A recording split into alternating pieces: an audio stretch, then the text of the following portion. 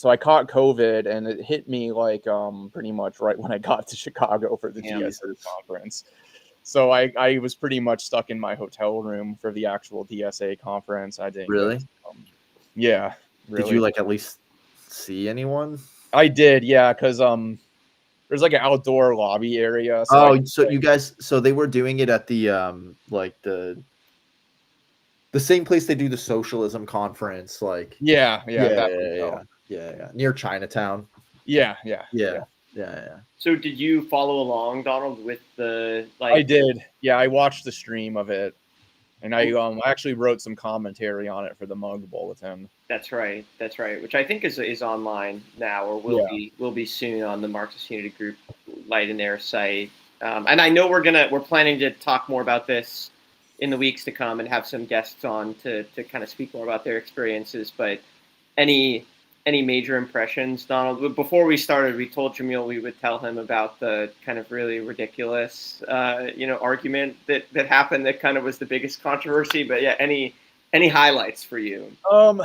Yeah, well, I mean, like I said, I had to experience most of the convention itself, like from my hotel room on stream, and I would like to maybe in the future get some people like maybe Cliff or Eric or someone who was there to come on and talk about it more. But yeah, so there was a 1M, 1V, one person, one vote, one man, one vote, or whatever, was the most like controversial thing I think at the convention. Would you say that's fair, Jack?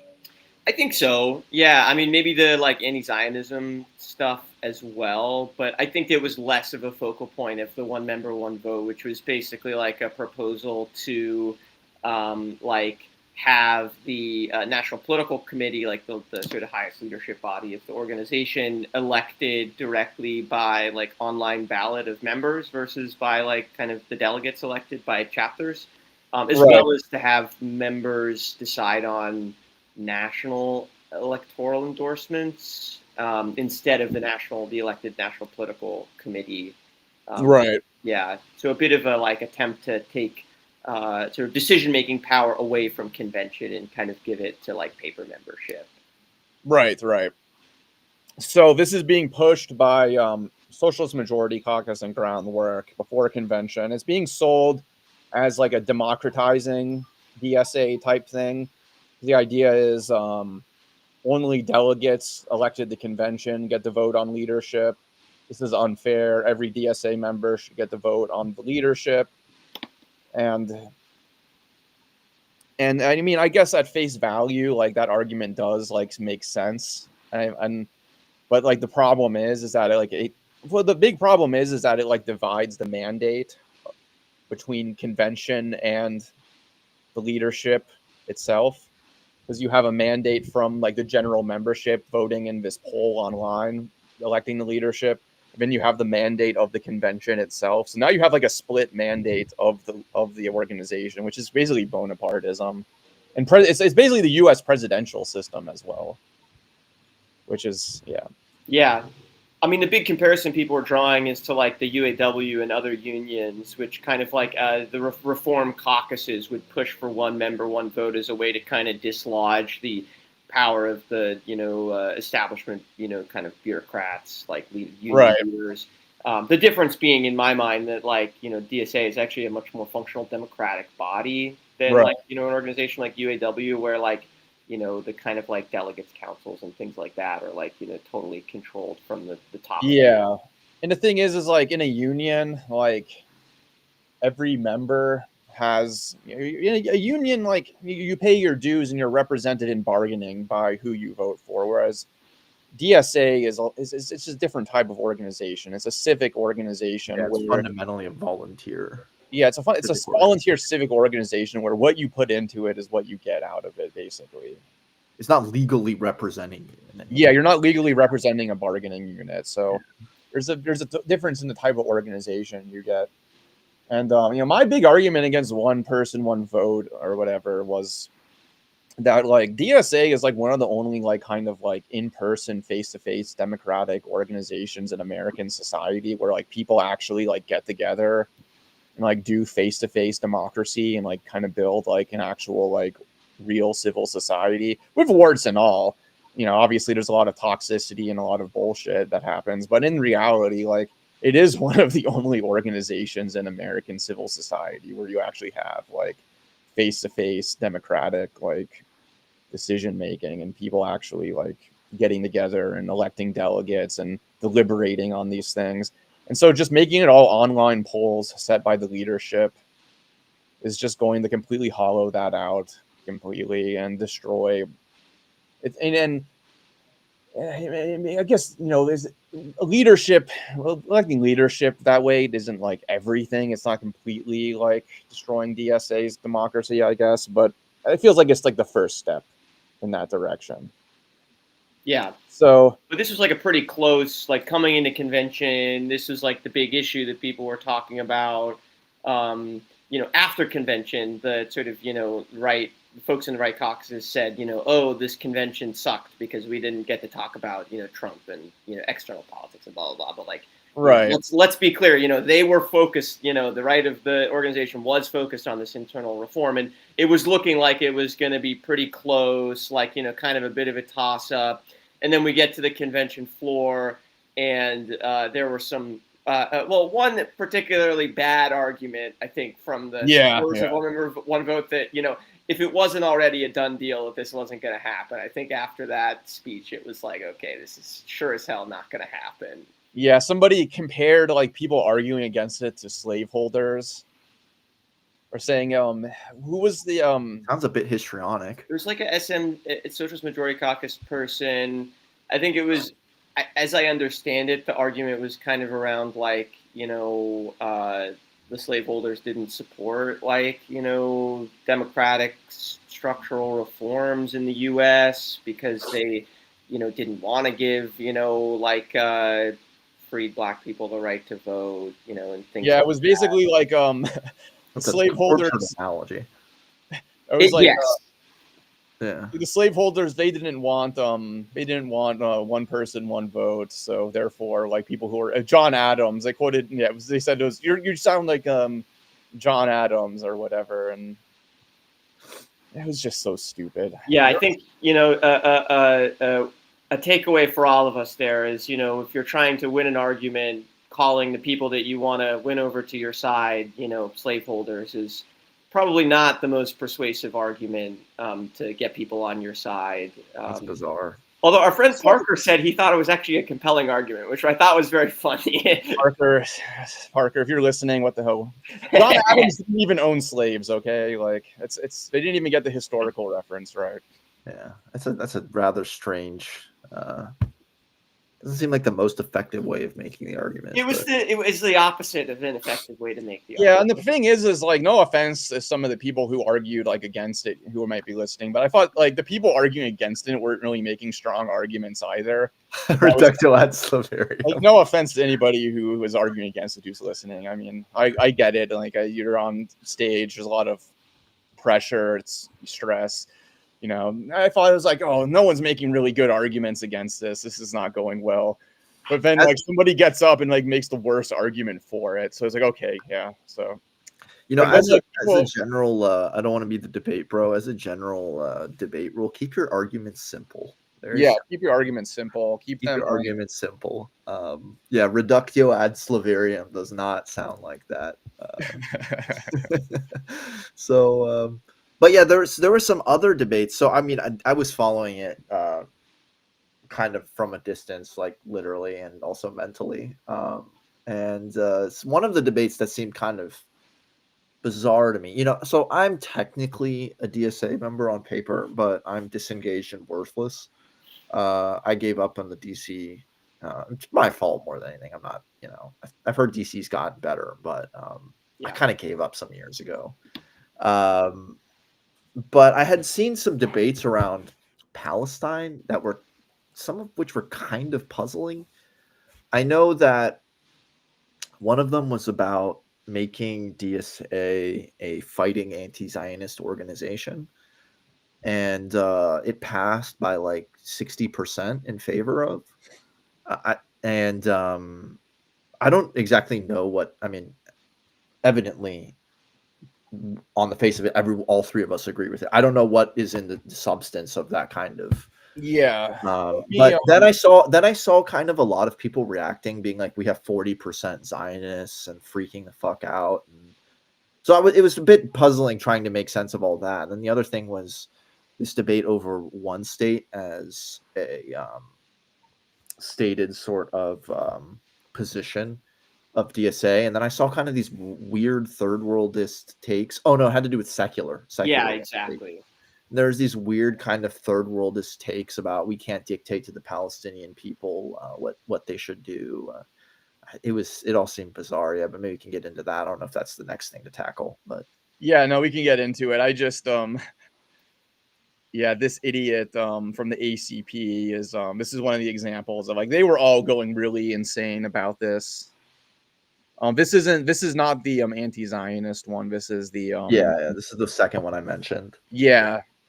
So I guess we can talk about this one first then. So they were saying, there was just resolution 1, DSA for one Palestinian state. I personally would have voted for this. I was disappointed that this failed. But people were kind of misrepresenting this as like why it failed. Yeah.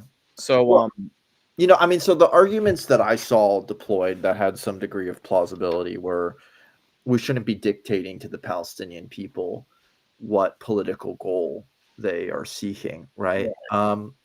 But then the question is that what this amendment is doing, right? Yeah. Because, and Donald, you mentioned to me, it would be one thing to say, oh, we would desire this solution, right, so to speak, or this conclusion. It'd be another thing to say we will not support any oppositional movement in Palestine unless they agree with us, right, as a condition of support.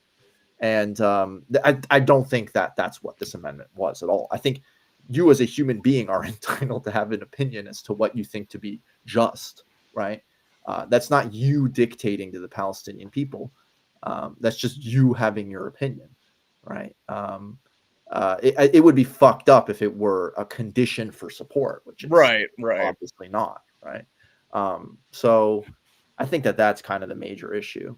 Right. Well, my take is the argument was there's a caucus, the anti-Zionist caucus, Springs of Revolution. They put forward an amendment that changed it to not have one secular democratic state, but to instead just say Palestinian self-determination. And also just they kind of they added some other language that kind of made it more about just self-determination in the abstract instead of like, preferring a one secular democratic state as the outcome. And that amendment failed. And so because that amendment failed, they told everybody in the left-wing caucuses to vote against the resolution for the one-state solution on the grounds that it wasn't amended to take out the one secular state part because they thought that this was putting conditions on support for Palestine to be a secular state. And I think you put it exactly as I put it, is that I don't think it conditions support for Palestine. It's just saying if this is our preferred outcome. Now, let's say if Hamas and their allies decided to negotiate for a two-state solution, would we no longer support Palestine because we prefer a one-state solution? Will we no longer support their movement? No, I would still support them. I might think that's not like the ideal, strategy, but I would still support their self-determination. I would still support them, Yeah, and it's a very, and this brings us back to general debates about national liberation movements and where we place ourselves with reference to them. And it also is a very sensitive topic because of the gross imperialism that Muslim and Arab countries have always suffered and acutely suffered since 9/11. And because of the just prominence, or I don't even know, the disease that is Islamophobia that is poisoning the minds of Europeans and Americans, I think that there's a lot of skepticism towards a kind of secular politics that very often has been weaponized as a means of justifying the exploitation, oppression, and just slaughter of Arabs. But we also have to be very clear that if we are communists and socialists, historically, political forms of right-wing Islamism are our enemy. They are our fucking enemies in the final instance. We can't have any illusions about it. And we have had many comrades, Arabs, Muslims, who have suffered because who have fought against these forms of politics and who have suffered. At least in Algeria, the kind of the political Islamism, the modern political Islamism, they were collaborationists with the colonial regime. A lot of them. They did not. A lot of them were very reluctant to support independence. And then with the Civil War, I mean, they were vicious. And PAX, the Algerian Communist Party, was not just threatened by the state, which at many points had made them illegal and repressed them, but by the Islamists as well. Communism was seen as the ultimate heathen doctrine by a lot of these Islamists. So, like, let's have no fucking illusions, that doesn't mean that we don't critically support the only effective existing vehicle of resistance against the Zionist entity. But we have to be very, very clear about, in the long term, what political Islamism represents faced with us, right? And I have to repeat, the only existing effective vehicle of resistance against Zionist barbarism right now is Hamas. That's a fact. Yeah, and the fact. Houthis, who are also political exactly. Islam. So those are facts, and that has to do with the general political trajectory of the Arab world, which is that with the collapse of progressive Arab, anything like a progressive Arab nationalism, Arab socialism, Nasserism, and the Natlib movement and socialism in general, political Islam came to fill the void. That's just how it is today, but that's not how it always has to be. And eventually we do have to envision dislodging those, the hegemony of those movements. So, I mean, I think that debate brings into play like a lot of deep questions about how we relate to national liberation movements, and especially when those national liberation movements, it's not like the left wing of the Kuomintang. It's like, no, they're reactionaries. Like, they're utter reactionaries. How do we critically support? Yeah, how do you deal with a situation where you have a reactionary political force that's fighting for a progressive democratic demand? Yeah. Or that has progressive content, if only because it's resisting imperialism, right? Right. And so I think, and that's I think, with this resolution, like, even if you felt like the secular part was like a poison pill, I would have just swallowed it, because this passing would have been like a very good sign that DSA is moving beyond like the Harringtonian like two-state solution BS. So I felt like there was just kind of like a political immaturity on part of like the people who voted against it. Yeah, and it's one thing to be kind of like, it's one thing to be kind of two-state, like in a kind of Norman Finkelstein way, because international law is God, and you have to follow the law of international law, and international law in the UN says two-state. It's another thing to be kind of like, from what I understand, like a Harringtonian two-state, and express the sort of like undeniable right of the quote-unquote Jewish people to a state. Yeah. Kind of like a principled, almost, it's like two-state is a means of saving that monstrosity, of salvaging like whatever reactionary right of a religious people to a state. So I think that anything that militates against that kind of shitty liberal Zionist bullshit basically should be supported. It'd have to be a pretty shitty amendment for me not to support it. Yeah.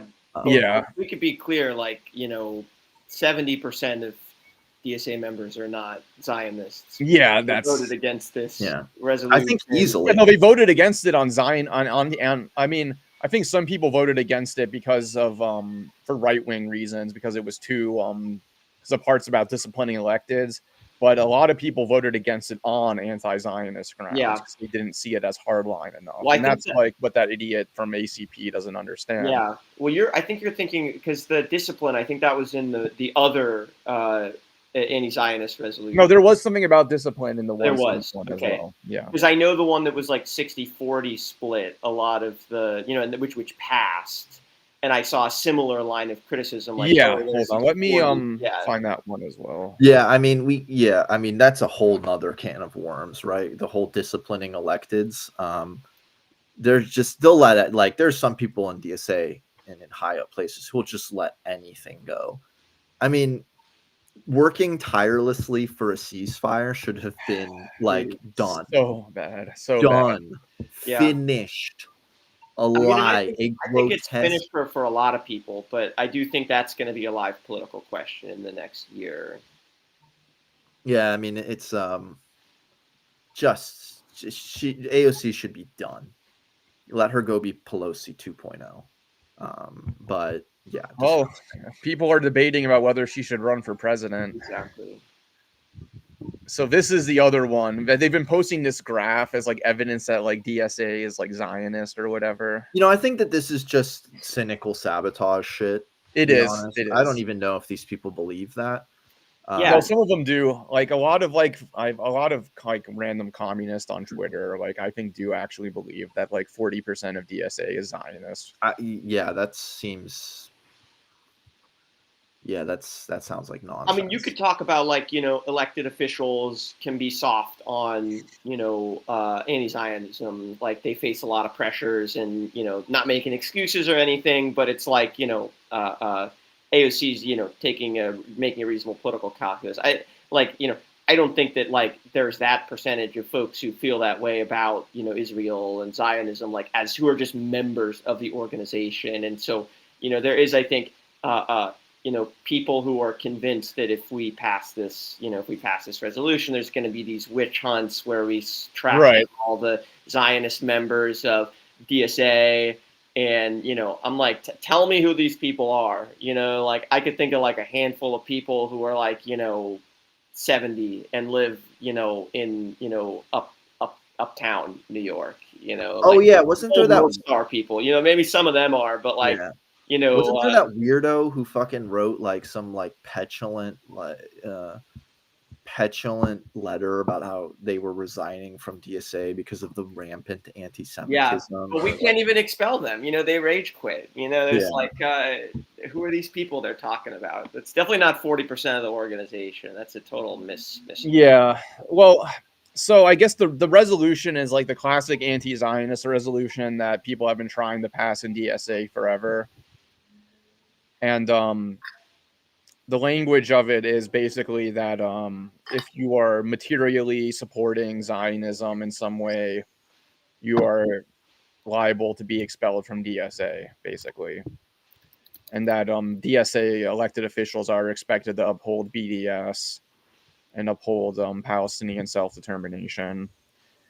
And I'm kind of more. This is also a deep question of. This is also a deep question, right? It's like, what are grounds for purging?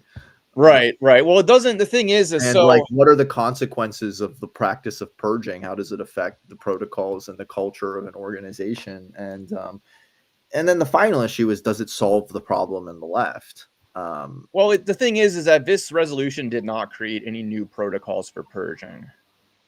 Because for someone to be purged from DSA, they have to be found to be like in contradiction to the principles of DSA, and they have to be like the NPC or whatever has to find them like in contradiction to these principles. So all this does is like make it clear that like Zionism and like going against BDS and like supporting I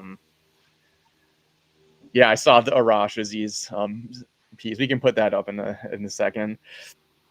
Is against the principles of DSA. So now like through the existing mechanisms through which someone can be purged, now you can be purged for like supporting Zionism. And so people voted against this resolution for various reasons. you know, maybe some of them were deep cover Zionism. I don't know, but like I don't think 40% of the delegates who voted were Zionists. I think that they voted against it maybe because they were afraid that like that it would be used to like purge AOC or something. Or maybe they Yeah. were afraid that like it would be like there would be a witch hunt against Jewish DSA members or something. You know, I'm or you know, there was a guy who ran for NPC who calls himself a third worldist who voted against it. I don't think he's a Zionist. I think that Yeah, I saw his like I saw some of his. It's like the arguments I was talking about before. I think were being deployed by that guy, or he was parodying. yeah. Maybe he developed them. I don't know, but So like, you know, there are a lot of people who are like, well, everybody who voted against this should be purged from DSA now, since now that DSA can purge Zionists, we can purge everyone who voted against this because they're all clearly Zionists. It's like, no, that's not how an organization works. Like, that's yeah, just insane. You can't purge people for voting the wrong way at a convention. it is worth like let's you know, quote unquote. And I mean, I don't know if this is the case, but like quote unquote thought experiment. Tomorrow, some prominent member starts like full on supporting the genocide. What do you do with them, right? My initial moral impulse is to like, yeah, I mean, kick that guy the fuck out. Yeah, I think, yeah, I agree. I think we should kick them out. Yeah, but you know, I mean, then it's like for lesser gradations of that insanity, like where do we not kick them out, right? Yeah, yeah. Yeah, I mean, you know, I kind of prefer it continue the way that it's been taking place recently, which is just like as DSA sort of shakes off the, you know, kind of baggage of the Harringtonian, you know, kind of liberal labor Zionism, like just the people who have those opinions continue to feel marginalized and the political victory of anti-Zionism on the left, maybe not the correct kind, the one that the third worldists would like to see, but some kind of the victory of anti-Zionism is pretty much being realized, and in large part because of just Israel's monstrous genocidal conduct. We didn't have to do anything. People have fucking eyes and a brain and a conscience. Some of them, a good amount of them, and they're disgusted, and they're starting to see the project of Zionism for what it is. So it's kind of like moot to like implement some quote unquote witch hunt if the political, I mean, from what I can tell, the left is just hegemonically anti-Zionist. Yeah, there's not going to be a witch hunt in DSA because of this resolution. This resolution is just to affirm our commitment to a political position and, you know, to send a message to our electeds, but also to send the message to Palestinian organizations that we're on their side and that we've made progress on this issue from the past. Yeah, absolutely. Which we have seen, like the Palestinian Youth Movement recently released a statement kind of, you know, saying that, I don't think they said explicitly the boycott of DSA is dropped, but they did say, you know, we're glad to see this pass. And there's been more collaboration between the two organizations in the past. Yeah, so I'll take that over like a bunch of ankle biters on Twitter. Yeah, that's fair. I mean, so from my general feeling though was, and my general feeling and my impression comes from you know, Twitter posts, but the right wing was like freaking out, like that it wasn't just just that they won every amendment, and just it seems like they didn't quite get what they wanted. Yeah, which I don't get. It's not like they did horrible. Like they got plenty of people on. It's not like they got people on NPC. They, you know, it's not like nothing super crazy ultra left like passed that's going to like make DSA like become like the Red Army or something. I don't know, like what they're so afraid of. Like Weather Underground, like the Siamese Liberation Front. Yeah, like I was making a joke about this is going to be like SDS in 1969, man. Yeah. Weather Underground's going to be there. No, that's not what happened. There was nothing like that. Like Starbucks or whatever. Even like the new Maoist caucus was well behaved. You know, that's like, wow. I applaud them. Good job. Like they even said like after the convention, like, no, we're not going to purge everyone who voted against the anti-Zionist resolution. You people are stupid. Like, yeah. So in terms of the NPC, it seems like it is a left-leaning NPC. I mean, I know we got congrats to our Mugs comrade. How many did we get? 3. All 3 Mug members got on. Okay, how many people are on NPC? I forget. It's now 2023. I believe, because we expanded, and there's like a slim sort of left majority, sort of with Bread and Roses as the center, and then sort of other caucuses to their right. So they're the kingmakers, but in a way. well, we'll see. I mean, my opinion is like I think it's really going to depend on the specific political question where the kind of lines will be drawn. Like, for example, like on questions of like national like endorsements, are we going to endorse like a slate of elected officials like for federal office? Like, I don't think that is going to sort of that question is not going to be divided along an even left-right line. Like the Red Star, who's kind of a nominally like a left-wing caucus in DSA, like they've kind of telegraphed in a lot of their writing that they're not really interested in national electoral politics, and that we really have to build up our chapters before we can do kind of national political action. Whereas like Bread and Roses, Socialist Majority Caucus, even probably Groundwork, I think, well, they passed their resolution that they did with Bread and Roses, Groundwork, I think, focused specifically on this question, passed at the convention. So like that's not going to be a left-right question, for example.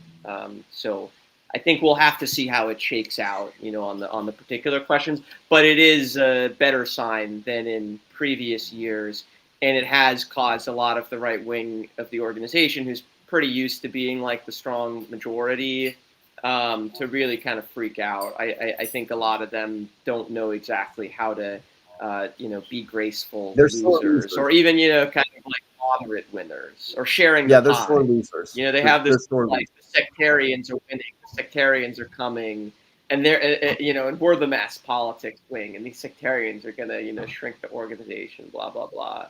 So much baby shit. So that's the line they're going with, is DSA has chosen the vanguardist approach rather than the mass politics approach. It's very frustrating. It's like I feel like it's a lack of serious engagement with the political thought of like at least the past 3-4 years. I mean, like I think that like maybe there certainly is Vanguard style politics on the left in the U.S., but I think like in DSA, like that tendency is like much smaller. I think people are in DSA because they want it to be a mass. So yeah, I mean, also that term vanguardist gets thrown around a lot. Yeah, I don't know. Whenever I hear that coming from certain people, I'm always very skeptical about what's going to come next. Yeah, it's a very silly term. Yeah, because like it's kind of like whether you like it or not, like organizations develop leadership.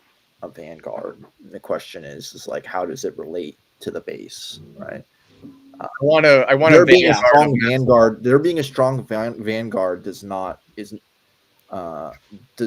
mean that there isn't a mass party. They're not mutually exclusive, right? So it's kind of like a bit of a moot point. It's a false dichotomy, right? Yes, exactly. And I feel like there's a certain amount of hypocrisy from the folks sort of in the right of the organization who call, the left of the organization more vanguard or more sectarian, when, in my experience, like the right wing of the organization, and other factions as well, can kind of reproduce this tendency, but like the leadership factions, folks who are in the kind of full-time or bureaucrat layer, act as, functionally as, vanguards who are pushing their politics forward and kind of expecting everybody else to just, show up and sign up and knock doors and not really be, kind of active political participants. And on the sectarian level, where there's kind of this like, they hate sectarians so much that they don't want to work with them, and that to me is like sectarian in itself. I mean, I do think like maybe the question that underlies this is like, how do we build coalitions with folks to our left and our right? Like, how do we orient towards those different groups? Like, there's a conversation to be had there, but I think the way that they paint it is like the left only wants to look left, we only want to look right. that's kind of the end of the story, and it really does a disservice, I think, to these kind of. Well, they would even put it in the terms of they want to go LARP the Red Army, and we want to do serious politics, which consists in tailing the newest flavor of liberal. Yeah, it's just not a realistic picture though of like where people's politics are. Yeah, I mean that's something that I think they're underestimating. Is in some ways you kind of have to look at your enemy, right? I mean, look at this. Like, you think the right wing is compromising on shit recently? No, it's just total fucking lunacy. They're not compromising on jack shit, and many of their beliefs are way more minoritarian than ours. And look where they are, man. And they're winning they're making their minoritarian views more acceptable by being loud and proud about them. And and they're just implementing whatever that they're like hegemonically in political power.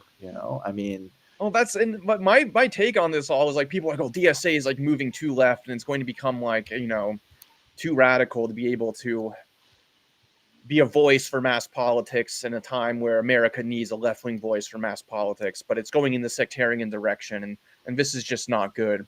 But my take is, listen, America, at least a segment of the American people, are moving in a left-wing direction. And if DSA doesn't follow them and also get with the program and move in a left-wing direction and get with the times, we're going to be stuck.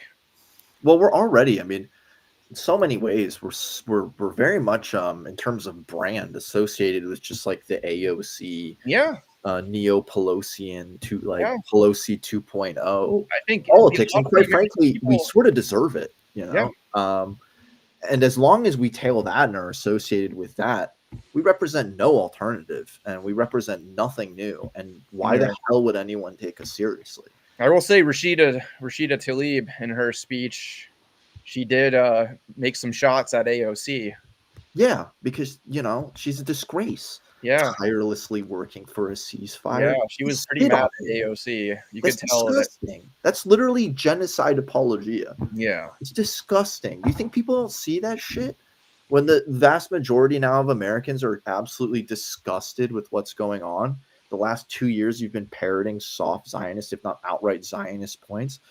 Like, you're shot. You have no fucking credibility. Yeah, and this is like learn from your enemies. Also, like look at like Mélenchon has a lot of problems, and we're also I think gonna dive more into sort of left populism.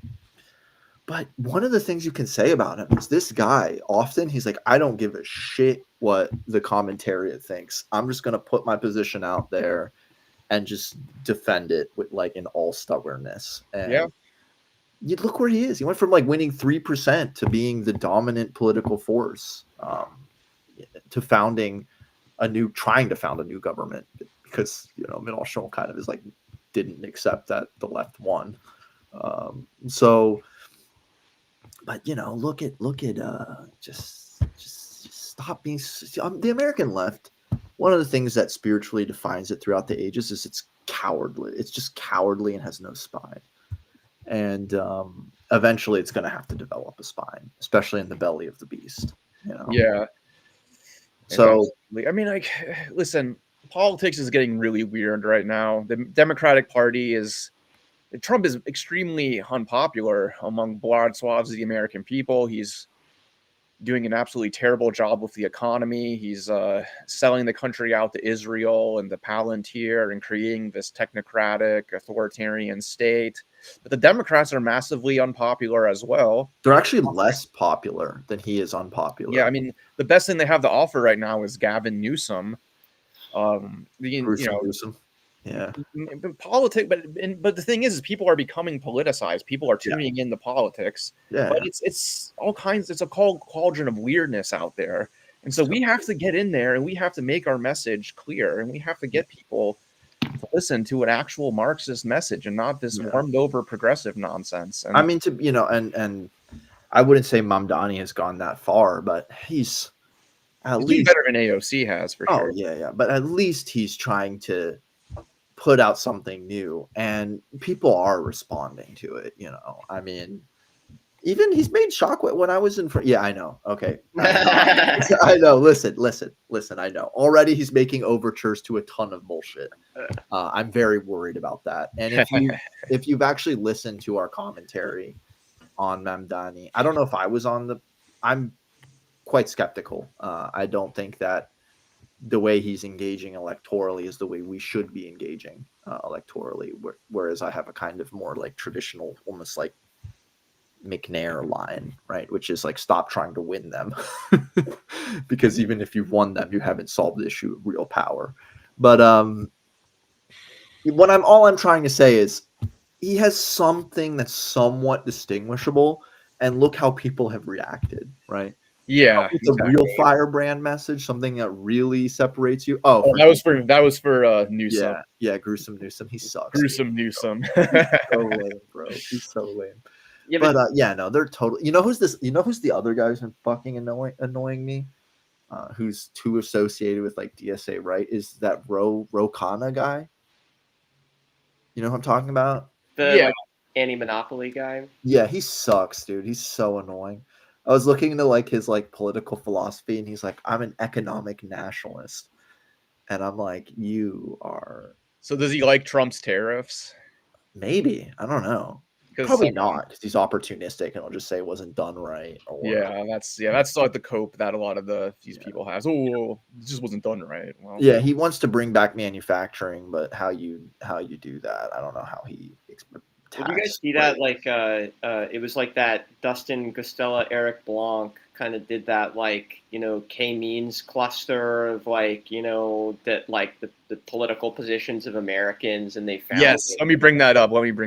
So fucking ridiculous. Like, just like, I don't know. There was one, on a stats level, just somebody saying like, listen, like if you just change any of the parameters of this like model, you're going to get, totally different clusters, like of, different political, positions. Yeah. I'm also so tired of like the soft science fucking stats that goes into so many arguments because like, it's just not that simple.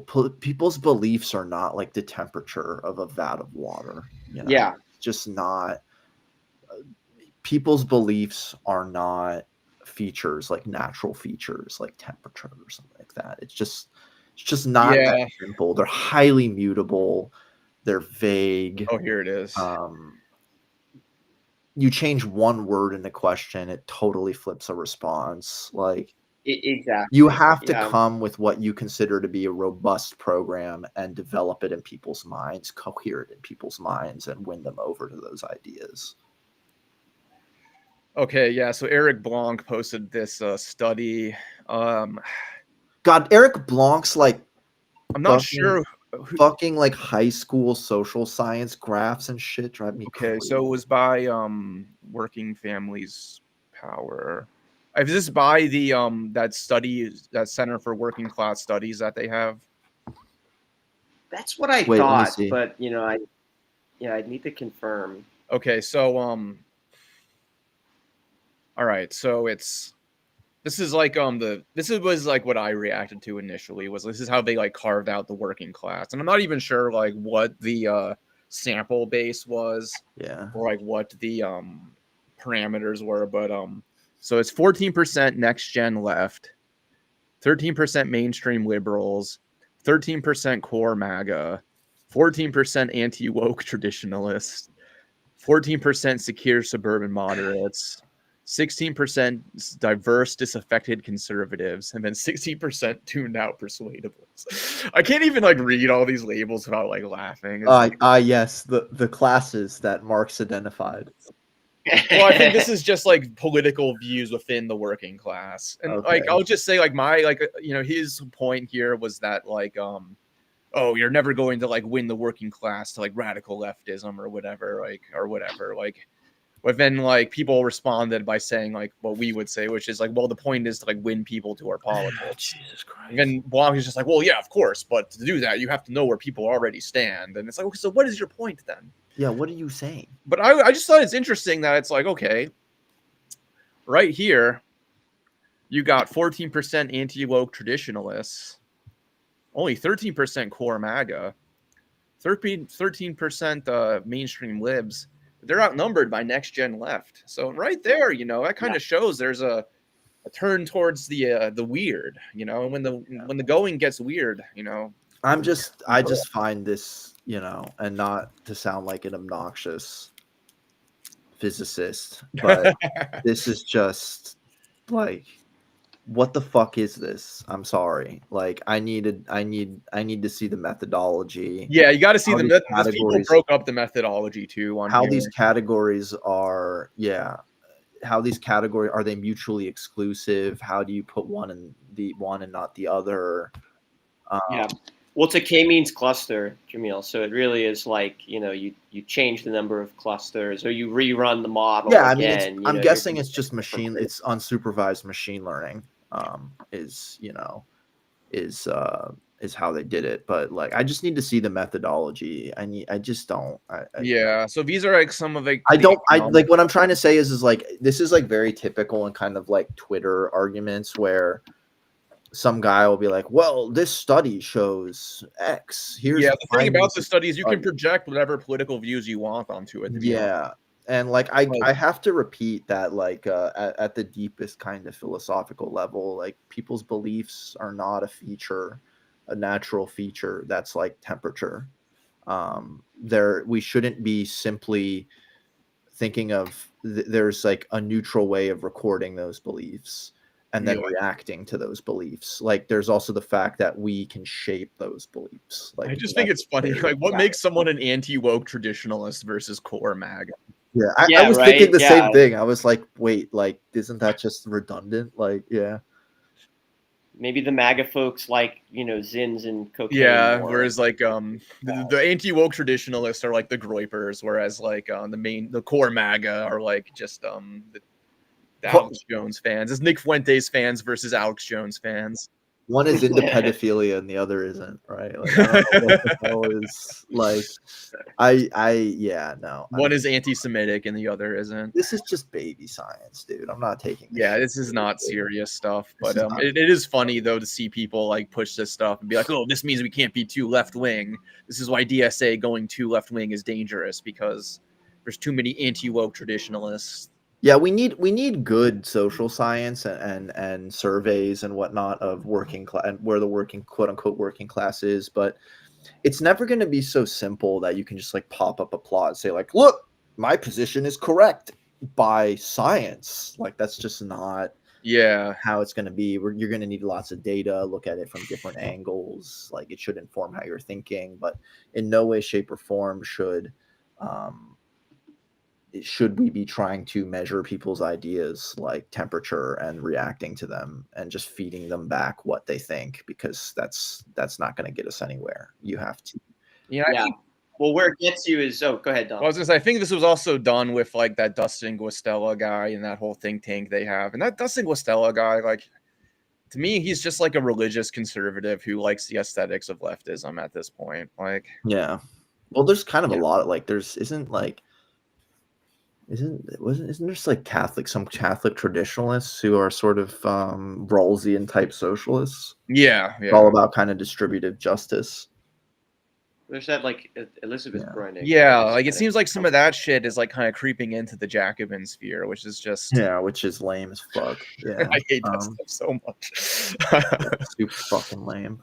Yeah, but yeah, no, I mean, have some goddamn courage. I mean, I'm not saying like get up there and the first thing you say to people is permanent revolution. Yeah, talk about mass line and talk about the split between Mensheviks and Bolsheviks, and I'm not saying that either, but have fucking courage and try to win people over your speak ideas. the truth about the nature of our system. Yeah, exactly. That's really what we need to do, is just speak about the system and it's true. The nature. Otherwise, just go be a fucking liberal. Honestly, just save us all the time, and stop wasting our time. Have courage. About the DSA convention, though, I thought there's a couple of articles that came out that I wanted to comment on. That 1 second, I'll be right back. Give me 2 minutes. So about the Die Linke article, did you see that, Jack? Oh yeah. I think it was originally written by like an American author for like Huh. Portside, but then it was picked up by the by the Rosa Luxemburg Stiftung. Yeah, what a hit piece. The right wing is freaking out Yeah, like it again. literally uses the mass socialist politics versus Vanguard party framing, which is, like I said, mass Vanguard is how I answer that question. But Exactly. it's it starts out with, oh, it was great. They sang the International, and but unfortunately, the movement is stuck in place. At a national level, DSA, the largest left-wing organization in the country, still seems unlikely to wield significant political clout. It's like, okay, well, is that what you want? Like, Yeah, right. and then they quote a sheik from one of the co-chairs of DSA from Groundwork Now. He says, the composition of the new MPC doesn't reflect the balance of forces in DSA, he told reporters, noting that the candidate slate had been finalized before Zohran Mamdani's headline-grabbing victory in the New York mayoral primary. So, like, right there, like, why do we have one of our co-chairs, like, telling the press that the NPC is not actually, like, reflective of the membership of the organization now? Yeah, really wild. Yeah, like just calling into question the legitimacy of our process. And like I don't know, like I think what he's talking about is like, when we did delegate elections, like the apportionment, for delegate counts wasn't set before the end of the Zoran campaign or whatever. And it's like that's always gonna happen, like there's a Yeah. cutoff for all these things. Like these things are always just snapshots, like things are fluid, nothing is like discrete in that way. But these people are so cocky and confident that Yeah, like all these people are going to support their politics when it's like right. just like the American demographic, like the demographic of folks who are involved in this campaign, like or have people come from very different political perspectives and support this Oran campaign. So it's cope is what it is really. It's really just saying, oh, if we'd had a couple more people we would have won. But I mean, I don't know, Donald, like the impression I got was that like people in DSA are excited about the Zoran campaign, but it didn't really feature in the political conversation at the convention to the extent that maybe folks from like New York City, kind of have the blinders on and think New York City is kind of the only thing going on in the organization. No, but there's this. It really drove me nuts, like the way that people talk about New York City DSA as like the only thing in DSA that's got everything going on, and then there's the rest of this organization is just like a bunch of dead weight that's like holding us down, man. And if only they were doing it like New York City, though, then DSA would be great all over. But until it's like that, then it's all a bunch of dead weight holding us back. Yeah, I don't know. It's a little bit of a short-sighted view to me because it's like A little bit is putting it lightly. like We're trying to build a national political movement here. We're trying to, we're trying to build something that goes that covers, the entire territory of exactly the United States of America. Exactly. Like I think a little bit about the sewer socialist movement in Milwaukee, in the like 20s or whatever it was, and it's like, yeah, they had a lot of power in the city at the time, but like, look, 10, 20 years down the line, look at the national level, like what do those politics really generate in terms of lasting organization? Like, the record is not clear. Weren't they like incredible racists? And they were, yeah, which I don't want to suggest is the case, in New York City. No, absolutely not. Just to say, there was some annoying anti-Palestinian racism from some DSA right Twitter posters, which I won't say is, reflective of the entire DSA right. Wait, really? What the hell did they say? They were like making fun of kefias and stuff. Like, whatever. Yeah, it was really stupid. Whatever. Yeah. So these people, this article writer has a problem with people with factions representing themselves. Right. They're saying that the factions are like tearing DSA apart and it's not creating like any unifying purpose. But the thing is like like we are like I feel like at least Mug does like have a vision of like a unifying purpose for DSA, which is like a program that we fight for. Yeah, I mean, I just want everybody to shut the hell up and just listen to them.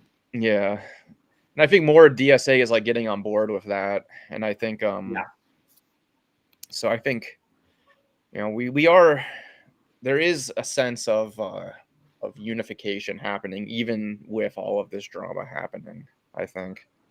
Yeah, well, there was the one victory was the passage of the Marxist Unity Group sort of sponsored Principles of Party Building resolution. Yes, which kind of put forward that kind of mass vanguard programmatic type of mass democratic organization as a party.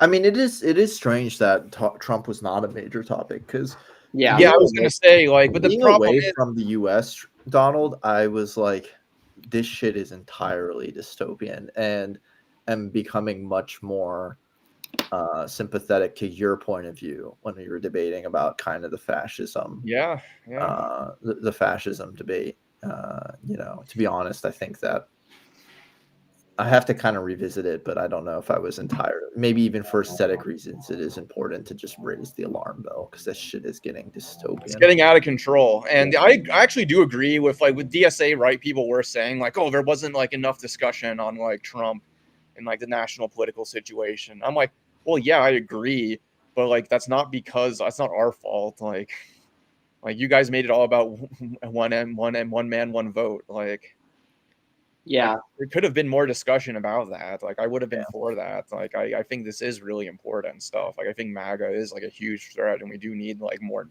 discussion about like national strategy. It's just like, but also like whenever they say that, it just means like we need more discussion on how we can like support centrist Democrats against. I mean, basically what they're going to say is there's a national emergency, and so what we have to do is shut up and tail the Democrats. Right, and that's what they were saying about like supporting Kamala Harris. It's like, well, we didn't have any strategy against Trump, going into the 2024 election, and that's why DSA is in a bad shape right now. And it's like, well, your strategy was just to support Kamala Harris. It'd be one thing if like we were like an actual, like we actually had party numbers and we could have shifted the dynamic in terms of like, but DSA doing that is not going to change anything. It's just all it's going to do is it's an admission of loyalty, because it's not like we could like make some compromise with the Harris regime and get concessions, or we have the numbers to shift the election one way, or we don't have that. It's not really, what I'm saying? This isn't like in France where you would block against the FN or something like that, right? The left would block against the FN to prevent them from getting into power. This is just a marginal group submitting to the Democratic Party. That's all it would mean effectively. Yeah, it says day one, a majority rejected a motion for the moderates to prioritize debate on anti-Trump strategy. Instead, well, I think it is a bit worrying that we're not having that conversation at the top. But I think like the anti-Trump strategy thing was just like one of those, like, I think it was on the consent agenda or something. It was like kind of like, it wasn't even rejected. It was just like completely uncontroversial and didn't actually like raise any issues. But I feel like there wasn't any discussion about the climate either, like no discussion on immigration, which was frustrating. And I feel like it kind of captured this, my thoughts on it, which I shared with some Mug people, was that it kind of was a little too inward focused. Like it kind of showed like a DSA that's very much like absorbed in itself and focused on like how to like, fix itself as very focused on fixing itself as an organization and building itself as an organization, but not. It is very worrying that there wasn't also a major emphasis on immigration, because I can tell you that for much of the working class in this country, it is a major. But this is not new on the left. I was reading. There's a whole communities that are terrified. James Foreman, the former executive director of the Student Nonviolent Coordinating Committee. I was reading his book the other day, and he describes like some of the conferences that group had, after the freedom rides and stuff, where they're trying to figure out what to do next. And it was like, these like classic multi-day meetings, and they called in the field staff who are more black, more working class, to meet with, the other, sort of like office staff, admin, other leaders who are more, white, middle class, educated folks, college educated. And all the college educated people, like black and white, want to debate internal structure, decision making. I mean, it sounds even worse than DSA because they don't have Robert's rules. So they're just like literally like, how do we make decisions? And they're like arguing about this for like, multiple days or whatever. And then all the field staff, the kind of like, not as educated, more black, like, members just kind of leave after the first day. And they're like, fuck this, this is like not really important. And he argues, and, it's debatable, but Foreman argues that like their inability to develop a plan of action, in that moment kind of led to the group kind of losing momentum. And I mean, we should have every chapter should have in place general protocols for what you can do. To approach what's going on, because it's unacceptable. No, it's so I do think there is like a sense of DSA being too inward focused. And I mean, like, just demographically, trust me, if there were like Latino like comrades, a lot of them, it would have been taken much more seriously, because it is very serious right now. So that is a bit worrying. I mean, in my local chapter, immigration is like a very hot issue. Is what a lot of people are concerned about. So. And Palestine stuff too, obviously, which is which was discussed a lot, which was good. But I would have liked to see more discussion on immigration and on like what are we going to do about MAGA. National leadership should be developing plans from the national level to the chapter level for what can be done here and now to oppose what's going on, because it's fucking terrible. It's funny. Nearly every caucus supports in principle the separation of a U.S. socialist party. It's funny. I mean, that kind of is true. Like even the right-wing caucuses basically like, we want a party at some point, but just keep tailing the Democrats. What happens? They don't put much actual thought into what that means. No, I mean literally, it's just tail the Democrats. But I'll take it. I mean, it's definitely like it's improvement. Exactly. But there was little appetite for discussing my past third-party experiments. From Green Party, the smaller socialist formations had failed. That's discussed all the time in DSA. Like every fucking time someone talks about the party form, like they bring up the Green Party and why that failed. Like that's discussed to death. I mean, this is my favorite part of this article, though. Delegates did spend several hours debating anti-Zionism, eventually passing a resolution calling for the expulsion of members who make quote-unquote pro-Zionist statements or engage in quote-unquote pro-Zionist activity. Wait, that's the response to this is you're German, right? Well, wait, they're also, isn't that categorically false? Like this is a lie, right? That's not actually what the resolution called for, is it? So this is journalistic malpractice, because you're literally just lying. We're not actually talking about what the resolution actually calls for and like what this is called lying. This is called falsifying what happened. But it's kind of ridiculous the way that they're like, we didn't talk about the important stuff, like why third parties fail or Trump. But we did talk about, this stupid thing, like anti-Zionism. We spent hours debating this, but none of the important stuff. As if it weren't important. No, they're German. What do you expect? Sorry, German comrades. Most of you are just, you suck. I'm sure if the Germans watching this know exactly what's going on. The Germans who watch this know what's going on. They have to deal with these people just as much. But so this was very silly. There was a DSA member who quoted anonymously, who said, one longtime DSA member speaking on condition of anonymity. Like, why do you need to be anonymous to say this? Warned that nearly all caucuses shared an idealism-based assumption that DSA should be the core of a third party. Without a coherent, organized push for socialist mass politics, they caution, the organization risks devolving into a swamp of competing sects, with or without Zohran Mamdani's leadership. Oh my God. Just, who is this person? I have a feeling if they actually weren't anonymous, we would just be some like North Star boomer and like everyone would just laugh at them, so that's why they had to be anonymous. Yeah. Is North Star Morningside Heights? Because it's north. I mean, a lot of their members are uptown. Although no, Morningside Heights, it's not uptown, but It's uptown. No, it's not. It's north in the sense that I mean it here, right? But that has everything. The idealism based. I love that. It's like anything that's like, you know, pushing the envelope a little bit is like It's idealism. Just like having an idea of like, oh, maybe we could do something different. Yeah. No, I need to write an article about this, about like the idea of materialism in DSA. Yeah. And like how it's like just there's this idea that like in DSA that materialism is basically just like the most vulgar pragmatism.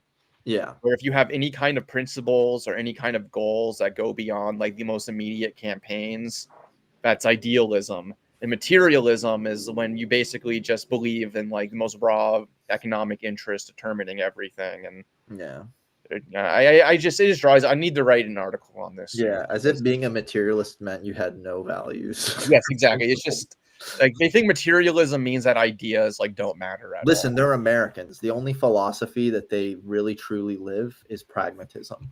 Exactly. We're No, American. it's Americanoid Philistinism. Yeah, like we're very much like, if you think about it, that's the sole genuine philosophical school that has come out of America, exclusively out of America, is pragmatism. So yeah, they're just bandying terms, whatever. What's the other article? Did you guys go through that one when I was gone? Oh yeah, we can look at this. We'll briefly go through it because yeah, we'll wrap it up. It looks like we gotta wrap up soon, but yeah, we can look at Arash Tehran's little article in the Atlantic. It's paywalled, but I got a paywall remover set up, so let's get okay. Hopefully that doesn't land us in.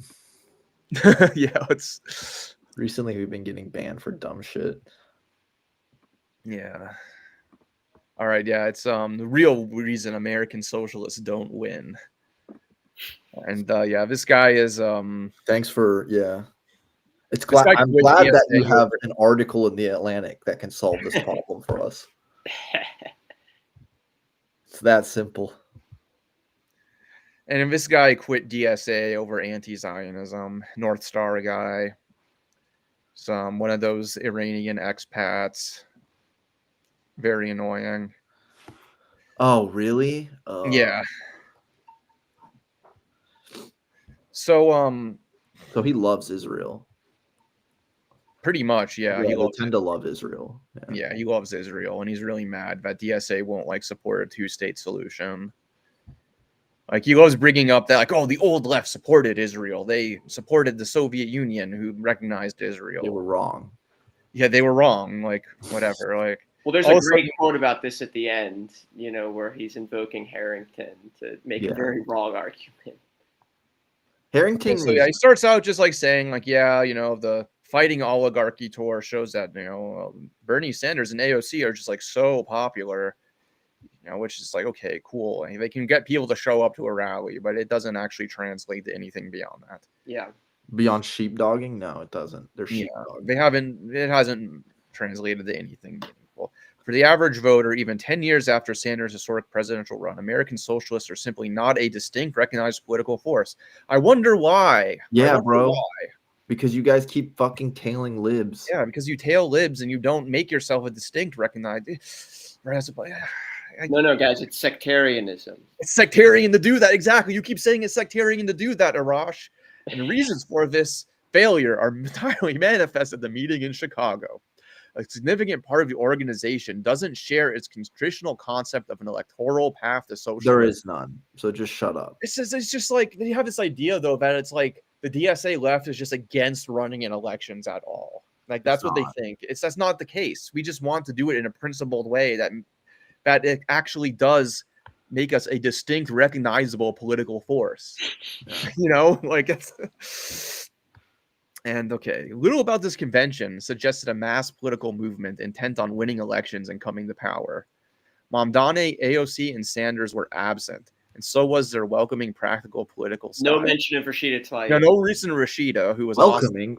Awesome. Bernie's the most like fucking grumpy curmudgeon. That's why people like him, because he's grumpy. Like if he had better politics, like it would be perfect. Like I love that kind of grumpy, like curmudgeonly shit sometimes. I think it's kind of I think he's gotten through to people despite him kind of being a dick. Like, I don't think sometimes you gotta be a really dick, charismatic person. Huh? Sometimes being a dick can help you. Well, yeah, I mean, if you're a dick to the right people. Yeah. But he's a dick to, In fact, DSA's national leadership has voted not to endorse AOC, and many of the organizations are now actively hostile to her. Some even poured a resolution at the convention to formally censor her for her tacit support of Zionism. Tacit? She votes for fucking... She votes to give arms and munitions to Israel. Shut the fuck up. It's not tacit. It's open material. Yeah. And she lied. She lied about the Biden administration. Like, you're clever. Genocide. Scare quoting shit like you're clever, you fucking moron. She literally votes to give arms to Israel. They just can't comprehend that we have like legitimate beef with AOC. Like this is not us like being angry about a tweet. The mostly young and white crowd, of course, doing classic id Paul. Bro, if you're the non-white representative, then I'm fine with having white people. Okay, you're be a dinner. And it's just not even true that it's only white. There's plenty. Yeah, it's not. DSA is more diverse than it used to be. I will say, it's gotten better. And seemed to consist of a consortium of activists, many of them focused on single issues. What the fuck are you? Like restoring the Shah and having a fucking British-style constitutional monarchy? Some were preoccupied with protesting the convention's lack of a masking mandate. Nobody cares about that outside of Twitter, dude. That was only discussed on Twitter, as far as I can tell, outside the vote on. Many of the resolutions passed at the convention would have been non-starters for national politicians such as Sanders or AOC. That's fine. Oh, yeah, because they suck.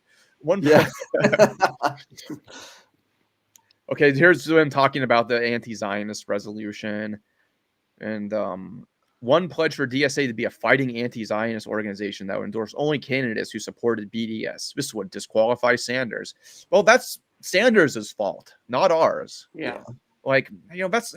Whenever they say this, it's like, well, you know what? Maybe they should get with the program. It's not our fault. Sanders is actually losing people on this shit. Yes, he's losing people. To the right of a lot of Americans. Yes, it's like I keep saying, not like crazy activist liberal types, like just quote unquote normal Americans, whatever that means.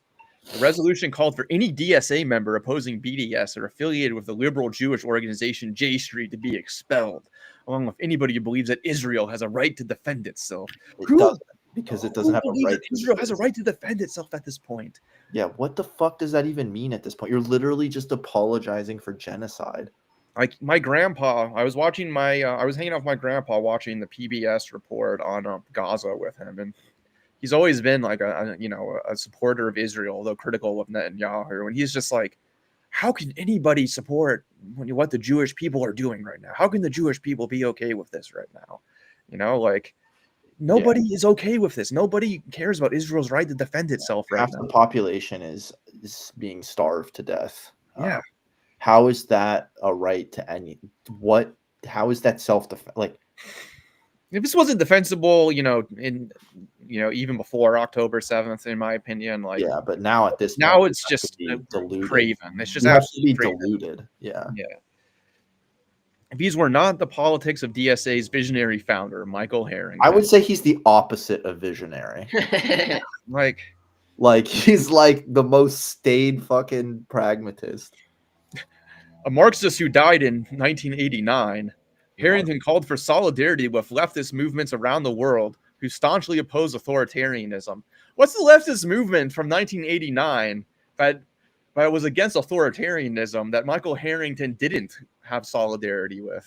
Yeah, he didn't have solidarity with anyone. What the fuck is he talking about? Yeah, come on. Yeah, but those are authoritarians. Yeah, I guess the first Intifada was by authoritarians against the democratic Jewish state. So I guess what the fuck is he talking? Harrington didn't have solidarity with anyone except for the U.S. military.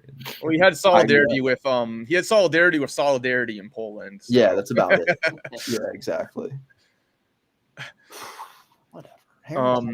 In response to a post of course, he cites a Twitter post. Great. DSA's chapter in Worcester, Massachusetts, posted a video of an attendee at the convention shouting, "Fuck you, Mike Harrington." Yeah, sick, bro. Oh no, God forbid. This is not rhetoric or politics that could win elections in America. No, I don't think that guy is arguing that we should make our national platform fuck Michael Harrington. Yeah, I don't think that like Americans are voting on the basis of whether or not people support Michael Harrington. Like, They don't know who he is, and thank God. and then let's see. But to understand the discrepancy between the politics on the DSA Convention floor and that of America's most popular socialist politicians requires a brief history. Like other American socialists who would spend decades trying to establish an alternative to Democrats and Republicans, Harrington's DSA was lodged in the Democratic Party. And it was irrelevant for years until people tried to build it into something outside the Democratic Party. Yeah. Strategy of far leftists produced little more of an alphabet soup. DSA, too, was a tiny organization of little political account for many decades. When American socialism finally got its lucky break in 2016, it did so because Sanders ran in the Democratic primary, not because socialists launched another quixotic third-party. To be fair, there's some that actually has some purchase. No, there is some truth to that, and I'm not going to deny it. Yeah, but let's keep in mind that Sanders' run in the Democratic primary had purchase because he had a long career as an independent behind him. Yeah, that's very true. And he had credibility as someone who was outside the party. Exactly. And then also, like, it's like it's not because he ran qua Democrat. It's because he had a platform given by running as a Democrat. Yeah, exactly. He had persisted in being an intransigent little shit on that platform. He would have done a lot. Like we would be living in a different world. Yeah. I'm not saying we'd be living in socialism, but I think we'd have a better position to fight for socialism from. Yeah. Because now, I mean, the right wing can credibly say, like, if we're like, oh, Bernie's our guy, they'll be like, he's a Democrat. And then what are you supposed to say? Oh, no, he's really doing it because of the third party doesn't work. And you have to go on this whole fucking diatribe. And the right wing can just say he's a Democrat. It's that simple. He's just like the other ones, you know. So, yeah, but he says, you got this infusion of new blood. And, that's good. But with this new blood, it comes a bunch of activists and many different leftist tendencies who don't respect Harrington. And then they form caucuses. And some of these caucuses are good, but some of them are like Red Star, who support Hamas, and are Vanguard. They believe in the Vanguard. And openly supports and they don't like the New Deal. And then there's another caucus, Marxist Unity Group, who want to free DSA from the Democratic Party and overthrow the Constitution. Destroy every institution that denies the people an authentic popular democracy, abolishing the Senate. Doesn't sound so bad. Yeah, no, right? The Electoral College, the Supreme Court, and the independent presidency. Didn't you say that you support movements against authoritarianism before? You should be all about that. Yeah. No, but, authoritarianism is only when other people do it, okay? Yeah. Notably people who are not in Europe and America. So apparently, these are the sectarians and DSA who didn't support Joe Biden, and they weren't able to. They defeated the mainstream wing in the organization. The silent majority. Yeah, and yeah, whatever. Yeah, this is and then he compares it to Viet Cong flag wavers from the '60s. This guy hates mass movements. He hates activists in mass movements. Yeah. So ridiculous. Like, Also the Viet Cong are based. You're calling yourself the mass politics wing of the organization, or you're aligning yourself with the mass politics wing of the organization. Then you look at one of the biggest mass movements in the United States, and you complain about the people leading those organizations. Yeah. It's really like who alive today looks back and thinks, oh man, the anti-war movement in Vietnam against Vietnam, is it's really a shame that people were flying Viet Cong flags, what a horrible thing that happened. No, they think, man, what a horrible thing that war happened. Can you believe that people didn't support the movement against the war back then? Yeah. And then they also it's kind of even by America's own fucked up self-delusions about itself that it supports the underdog. What the fuck do you think the Viet Cong were? Yeah. They're Yeah. literally getting invaded by like fucking Japan, France, America, and Cambodia, China, and they won it all. You know, I mean, it's a great story. You can definitely tell it to people amid America, and they'd be like, "Oh yeah, hell yeah, Viet Cong are awesome." I mean, Yeah, this line just reminds me of like people who complain about, blue-haired activists or whatever. Yeah. This line from Or- Herring, just call it freakish, sinister, or both. It's definitely like a sort of a culture panic thing. It's like how do you expect to like win people over if you're just kind of like calling them freaks? The Hamasniks. That's what they like to call them. Hamasniks. It's ridiculous. It's ridiculous. Yeah, these people. Yeah, I mean, listen, like, there's obviously our sectarian ultra lefts who have like stupid ideas, and like we saw them, calling DSA like secret Zionists or whatever. But like, whatever, like, just ignore them, like, or yeah, just they're like, not. or educate them and talk to them, have a dialogue, like, like I used to be ultra left, Yeah. I guess I still am in this guy's eyes, but Yeah, but like they don't care. They just it's kind of what Jack was saying earlier, which is that they want to dominate the org with no contest and just yeah. I don't even know, like just have it tail the Democrats until magically something happens. I really don't understand. I really don't understand what they want ultimately. I think that they're just very concerned on the immediate, which is just running. It's a concern on the immediate campaign, the immediate electoral campaign, and just hoping that as that all accumulates, eventually it will like lead somewhere new. But you need long-term thinking, you need a long-term strategy, and it's really from the left caucuses where that's coming right now. Yeah. It's not simple what to do. I mean, I think we're all a bit puzzled about where things we're all puzzled and we're all thinking about it, and acting like anyone has the perfect idea about what's going to bring about a principled mass left organization in the U.S. It's evidently very difficult because it's basically never been done. But the discussion is happening, and the people are building the organization on the ground, and I think this was a good convention. Yeah, it sounds like it. It's even kind of maybe inspired me to get re-involved in my DSA chapter in the local. You should. I'm thinking about it. The question is, what do I only have so much time. What do I get involved in? Right. There's probably some there's probably some Palestine organizing going on, I think. Yeah, I could think about that. That's for sure. Yeah. And to all the listeners out there, you heard Jamil. If you're excited, you feel like this is a good convention, definitely getting involved in DSA. Now is definitely it's a good time, and I'm sure we'll talk more on the stream in the weeks to come about ways people can get active. And yeah, absolutely. What conversation's looking like on the new NPC and stuff like that. And I think we'll also be discussing like some other developments in the socialist left, like the new UK left party. That's kind of an interesting development. And we'll be back on our bullshit, talking dumb liberal effective altruism. This new publication, The Argument. Oh yeah, we wanted to talk about that as well. We ended up talking a lot about DSA and Grateful Dead and Muay Thai today. So I feel like it was an eclectic one today. No, but this yeah, is good though. This is good. I promise that as part of our analysis of the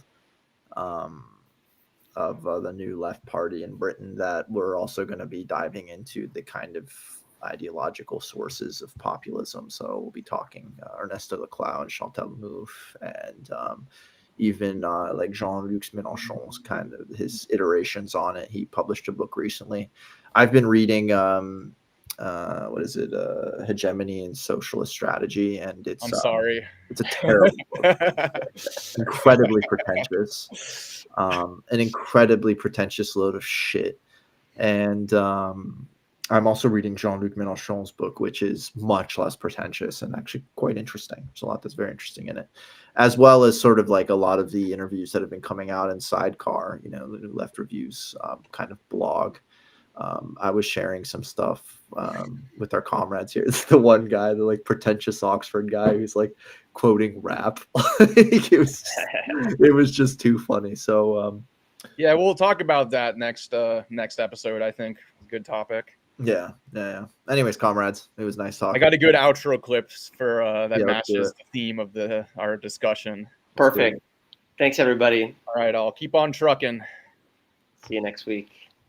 I don't joke. When I provoke, I take it out on the townsfolk. Motherfuckers will suffer and smother for my downstroke. Sever the head of a wannabe clever sucker rated X for extra local crazy mother.